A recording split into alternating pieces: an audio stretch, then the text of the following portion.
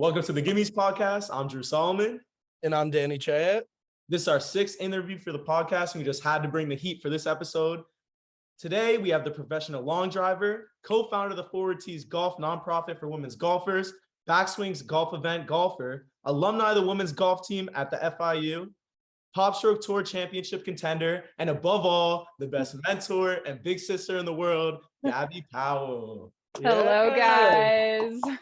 Thank you for having me on the podcast. I'm super excited to chat a little bit with you guys today, and I'm sure you guys will learn some new stuff about me. Yeah, I think we definitely will. You ready to jump right into it? Yeah, let's do it. So for our first question, what was the experience like at Dwyer High School, and how was the golf team there, and what made you realize you wanted to play golf at the next level? Okay, so I think I need to go a little bit more into a backstory into how I kind of got into golf. So I played basketball competitively for 7 to 8 years, all the way till freshman year high school. I played freshman year high school, and then I started to get colleges noticing me. I'm like, oh, heck no, like I'm not trying to play this in college. Like I'm gonna have to figure out something else. And my mom actually noticed our Dwyer High School team was looking for girl golfers. And she heard a lot of girl golf scholarships go unused every year. So she's like, you should try it. Like the high school's looking for girls. So I was like, all right, like fine, like I'll try it. And I went to the range for the very first time, actually got the ball in the air, and I was like, oh my gosh, like I could do this. Like, let's do it. So then I ended up getting onto the high school team. There wasn't many girls on the high school team in Dwyer. And it was mostly beginner girls, I would say. But like, obviously I was an extreme beginner. So some of the girls were better than me when I first started. So on the team, like the experience was kind of normal, just practicing. I think more of the experience was playing in more junior events through high school. But I knew I wanted to take it to that next level when my mom did mention a lot of girl golf scholarships go unused every year. So I was like, you know, that's something I can really work towards. And then I really started to pursue golf, and I was playing and practicing every single day. A lot of sweat and tears, I will say. Yeah. Yeah, no, that sounds amazing. I mean, I remember over the phone you said that you didn't pick it up until you're like around 15. So that's pretty ridiculous in itself for you to be able to get here. But yeah, for our next question, we just wanted to tell you how proud we are of you and Hannah for starting your own nonprofit to help women succeed, not only in golf, but for their whole lives as well. Would you share a little bit about it and what you've been doing and what's to come?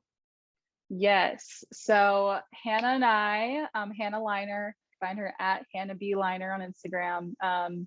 We recently started a nonprofit called Forward Tees to help advance opportunities for women in golf and beyond. So we are starting a mentorship program that there's 3 different levels of people involved in the charity. Who we consider our fellows are our business professionals who have a golf background. For example, we have a couple former LPGA ladies involved. Our ambassadors are our girls who played collegiately, are either still in their junior or senior years of college playing collegiately, or have already graduated. They're either playing professionally or just have a career, whether it's in golf or not, but they just have that golf background as well. And then we have our junior fellows, who are those girls 13 to 18, who have aspirations of playing in college.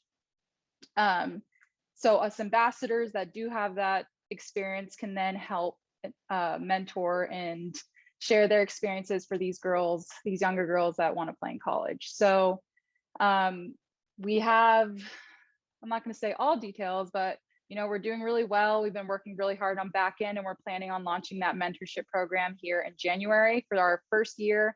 Our first year won't be super huge, I would say. I think our first year we're going to do what's manageable, as in I think we're going to have about 30 to 40 ambassadors committed, 30 to 40 junior fellows. So after our first year, hopefully, you know, that's where we can really grow and shoot up after the experiences of the first year in it.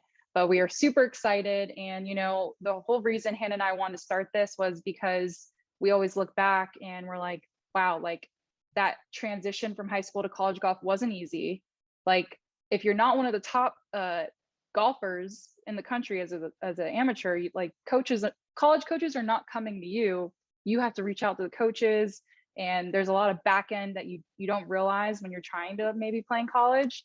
And we're like, how awesome would it have been if we had a girl that already went through college that we can call up, ask for advice, ask for questions that could just make this process so much easier, and just have some site like a pen pal. Because not only on that aspect, but on the aspect of, I mean, that girl can be your pen pal for the rest of your life, so just creating that relationship.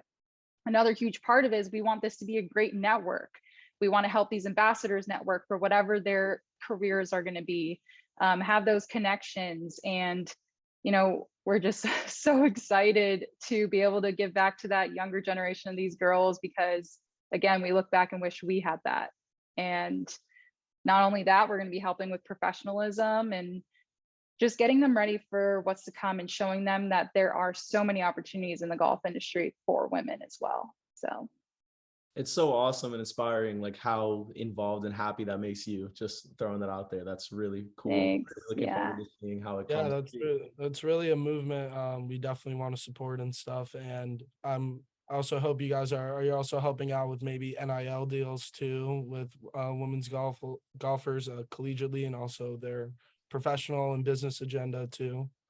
Yeah. I think that's a shorter. I hope I explained that pretty decently with but yeah, we're excited, and it's gonna be good 2023 for sure. 100%. Sounds great. How has it been stepping into the spotlight at such a young age and more or less becoming one of the faces of the golf world? So I don't know if I would consider myself one of the faces of the golf world, but I don't really consider maybe myself being in the spotlight per se. I'm just really thankful for all the opportunities I do get. And, I just embrace it.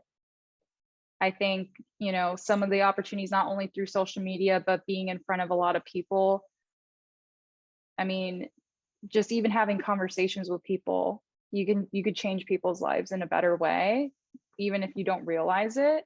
And I think, in the sense of the question of how does it feel to be in the spotlight, like I don't consider myself. I just hope somehow like I can help motivate or do something good for somebody else, I think. Yeah, no, when I first met you, it was really, or when we first talked over the phone, it just really, like the passion and all that stuff that you kind of bring to the table is just very apparent and awesome. I just wanted to throw that out there as well. Thank you. Yeah. So yeah, playing golf at the next level is quite the difficult thing to do for anyone. But as you said on the phone a couple of days ago, it's a lot harder for women to get noticed and offered scholarships to play in college. What are some steps that you could share to all the young women out there to help them get a competitive advantage when it comes to recruiting? Yeah. So I would say first, I think having the passion for golf is important. Second, playing as much as you can, because when you play golf and playing in tournaments as much as you can, because that gives you the playing experience. When you play around a golf with your friends versus in a tournament, it's completely different with the pressure, the nerves. So playing as much tournament golf as you can is definitely a huge advantage. Short game, you got to get the putter rolling, because the game is really about putting. I would say, again, keeping track of all the tournaments you play in with your scores, because eventually, if you are that person reaching out to coaches, you're going to have one of those resumes that shows all the tournaments you play in, what you're shooting. And I would just say practice. Yeah, no, that sounds awesome. And I think another, advantage would be going through our program, because you would be able to hear the stories of girls who've already done it, and that can help you along their journeys.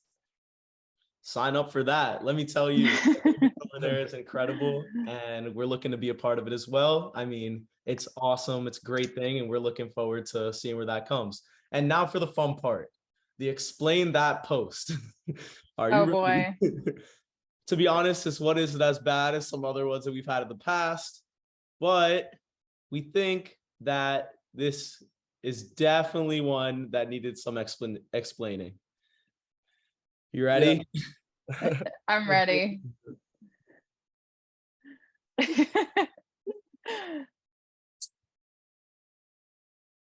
Whoa.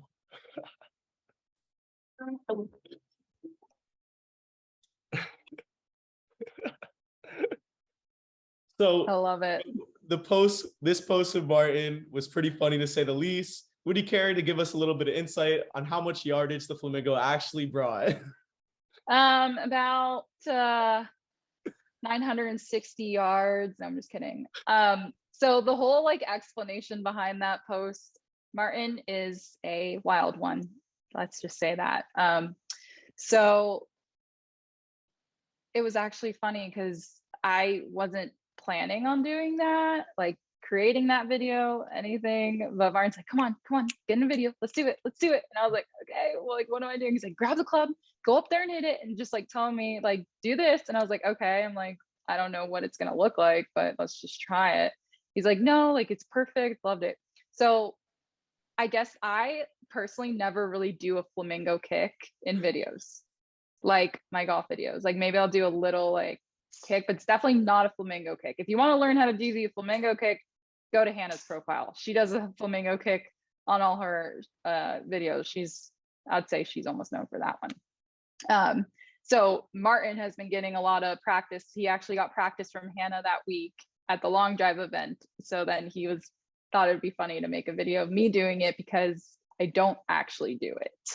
So that's kind of the explanation of that, because I guess he's the one teaching me as Martin. So I guess that makes it funny. It was a great video. It was very funny. Yeah. I also have another question. You said you're into basketball when you're in high school, or used to play when you were younger. And then same story with me. I was big into AAU and I played in a bunch of tournaments and stuff in high school, of course. And then I sort of transitioned into golf and kind of fell in love with the game and just started playing more with Drew and a bunch of my friends and like taking it seriously. So I want to ask you, how in the world did you fall in love with long drive and actually get into hitting the ball that far? So funny story. I wasn't planning on getting into long drive. I maybe had a little bit of thought in the back of my head because I've kind of always been considered a long hitter in golf, but I never was like considering competing. There was an event, a long drive event in my hometown. The person that got the event venue reached out. We got connected somehow. He reached out to me to come do some social media out at the long drive event. I was like, yeah, no problem. I'll be there. And he's like, well, why don't you just compete? Like, we need more ladies to compete. And I was like, well, I've never done that before. I don't want to go out there and embarrass myself. He's like, no, I'll give you a couple free lessons if you got this. And I was like, all right, what do I got to lose? So we had maybe like 4 or 5 sessions of training as in just him teaching me how to swing harder, further on the golf course. It wasn't any like gym training stuff. Got the TrackMan out, was looking at numbers. So basically it wasn't a big transition for my golf swing because I always had a little hop in my swing. I probably should work on that, but on the way back, it was really more just hinging the wrist more, having a wider back turn basically. And on the way through, really powering through to use the ground as force through the swing basically to gain speed.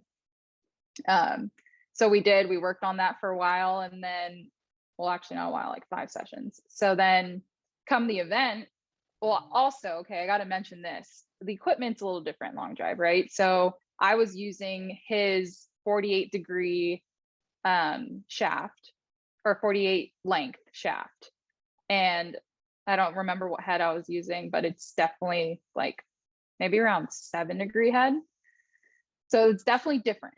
Hitting with a longer shaft, your tempo like has to be on point to be able to hit it, right? I had a lot of drop kicks in these practices, like almost missing the ball, not gonna lie. I was like, I really hope I just don't top it like out in my event, like competing for the first time. So I ended up going out at the event, getting up to hit my first set, and I was shaking so bad I could barely put the ball in the tee. I was like, oh my gosh, like I don't know. I literally got up, I looked out to the grid. I'm like, I don't even remember or know if I could swing this club right now, but I'm literally just gonna go for it. And I hit it really good, and I just kept going at it, and I was just shaking so bad, but it was just so much fun. And I just thrived in the competition part of it again. And I ended up making it to the finals and getting second place by 6 yards. And it was just so thrilling. And I was like, wow, that was amazing. I can't stop now. Like, I got to keep going. So I ended up competing again in Denver a couple months later, ended up getting second again by 3 yards. And I was like, oh my gosh, I just need to freaking win. And then competed again in Utah, where I got my personal record, 364, here on 64 yards. And then went out to Japan in September to compete for the ladies world championships for long drive. That's awesome. Did I miss any part of that question? No, that was okay. You covered everything. Yeah. So I mean, I just like the experience of it, and the people are great. And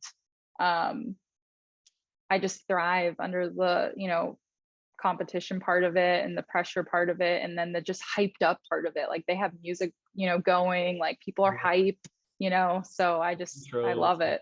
Yeah. No, all of it looks amazing. But yeah, before we finish up, any social media promotions you need to shout them out right now. Any people, anyone, anything. Can I think about that for a second? Yeah, of course. Yeah, of course. Well, while you're thinking, we just wanted to let you know one more thing. We just thought we should let you know that we can't wait to cheer you on with Big Fat Heads in your Pop Stroke tour, your thing. You're gonna kill it. We know you are, and we'll be there to support you. So we're looking forward to that. Thank you. Yes, thank you. And also, when can the Gimmes podcast play you in a 2v1 scramble? We're gonna have to plan that one out. I think you guys they're gonna have to go to the range today if you want to have a chance on winning. Me. That's awesome. I think me and Drew play pretty well together. Yeah. All right. 100%. I mean, I think it's more of a 2v2 versus me and Hannah. I think we're unbeatable. Hey, I like that idea too. We're down. We're not running from any competition. We'll win. I'm not worried. The question is, how many strokes are you going to ask for? Oh. All right. Let's keep talking. We'll continue this conversation at your little tournament this week, and as we go to the Live Tour this weekend too. We're looking forward to seeing you a lot, and we really appreciate you doing this again. Thank you so much. We're looking forward to hearing from you. And yeah, thank you for being on. Thank you, everyone. Any shout outs you can, or social medias or promotions, feel free to shout them out before we finish up. Nothing right now. Just thank you guys, and I appreciate it. And shout out to everyone watching. Thanks for watching or listening. Thanks for listening, guys. All right, Gabi, thank you so much for your time. We really appreciate you doing this once again. We're looking forward to kind of spending the next week with you. So, yeah. We're excited to head out to Pop Stroke and cheer you on. All right. Thank you.